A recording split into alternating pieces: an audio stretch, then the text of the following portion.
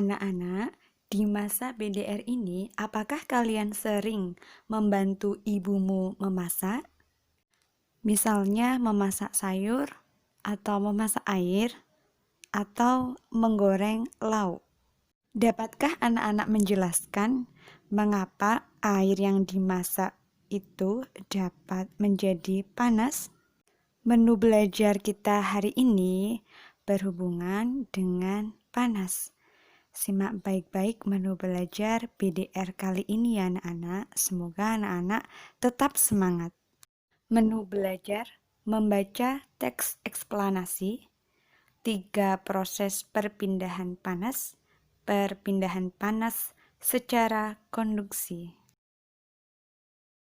Apakah anak-anak sudah membaca teks eksplanasi dengan judul perpindahan kalor yang ada di LKS tema 6 subtema 2 halaman 33?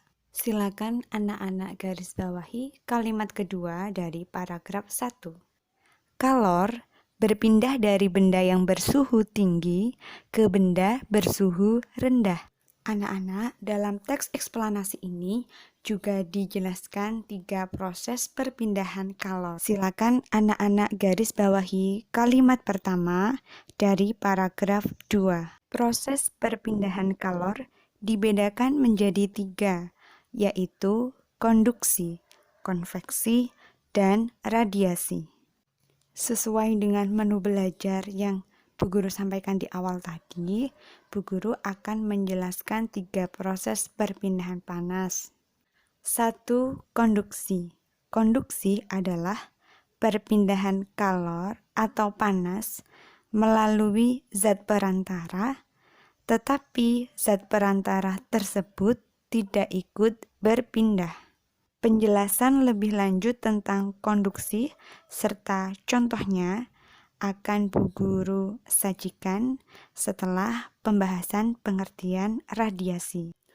Sedangkan konveksi adalah perpindahan kalor atau panas yang disertai perpindahan zat perantara. Radiasi merupakan perpindahan panas atau kalor tanpa melalui zat perantara. Mohon anak-anak untuk membaca materi secara pelan-pelan, kemudian mendengarkan penjelasan dari Bu Guru dengan baik-baik. Masing-masing perpindahan kalor mempunyai kata kunci. Pada konduksi, zat perantara tidak ikut berpindah. Hal ini berbanding terbalik dengan konveksi, karena pada konveksi zat perantara ikut berpindah.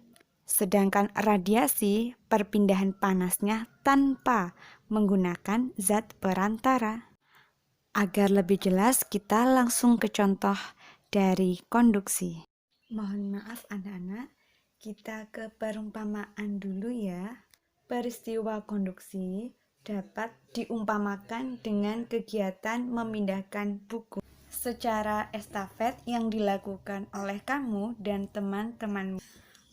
Buku yang dipindahkan secara estafet kita umpamakan sebagai kalor atau panas, dan orang yang memindahkannya sebagai zat perantaranya. Nah, ketika kamu dan teman-temanmu memindahkan buku secara estafet, yang berpindah hanya buku itu saja.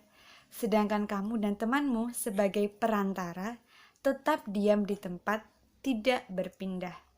Begitu pula dengan peristiwa konduksi. Hanya kalor yang berpindah, zat perantaranya tetap.